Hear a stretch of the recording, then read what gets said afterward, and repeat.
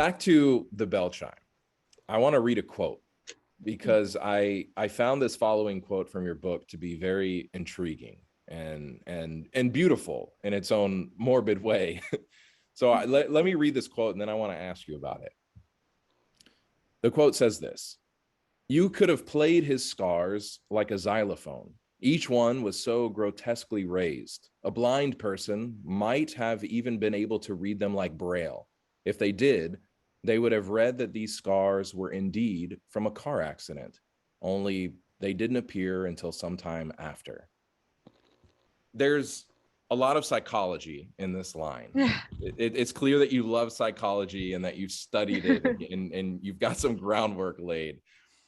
And I've got my own thoughts, but as the author, I'd like to hear from you what you were hoping people might take away from these specific sentences.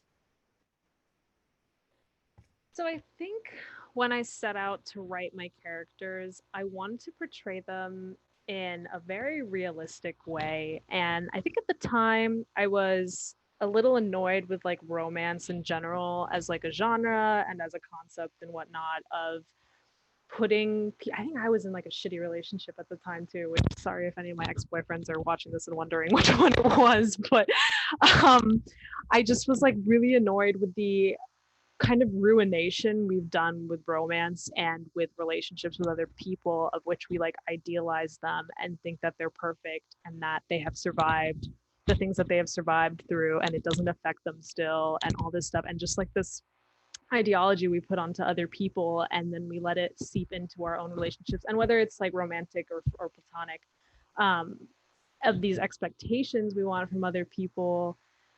And I don't know, I just saw like a lot of that shit just like ruining things and it sucked. So when I went out to write the bell chime, I really wanted to portray these characters and their relationship in a way that seemed realistic to me and how I think people are, and people are flawed. And I think that's like the beauty of humanity, is the fact that, you know, there's parts of you that are extremely beautiful, but there are parts of you that are extremely flawed, and I think that like adds to the perfection that is the human. So I was really determined to make sure that was portrayed, that, you know, they're a little toxic, they're a little too loving, they're a little like everything that you want and not more.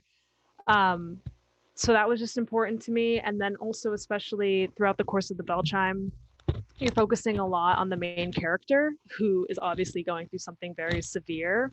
But I wanted to remind the audience too, and just kind of myself as well, that it's not like always about the main character and there are other people surrounding, even if you're thinking that it's all about the main character or whatnot, that are going through their own things, and that like everyone's fighting a demon, even if the demon in front of you seems the biggest at that point, and you have to like reflect on other people's demons. And you know, it's not fair to like necessarily have your own and completely disregard anyone else's. So I think I just like really wanted to like maintain that kind of integrity of like every human is a human, even if they're just like a side character or whatnot. And they all have their own things that they're going through, and that's like extremely important. Yeah.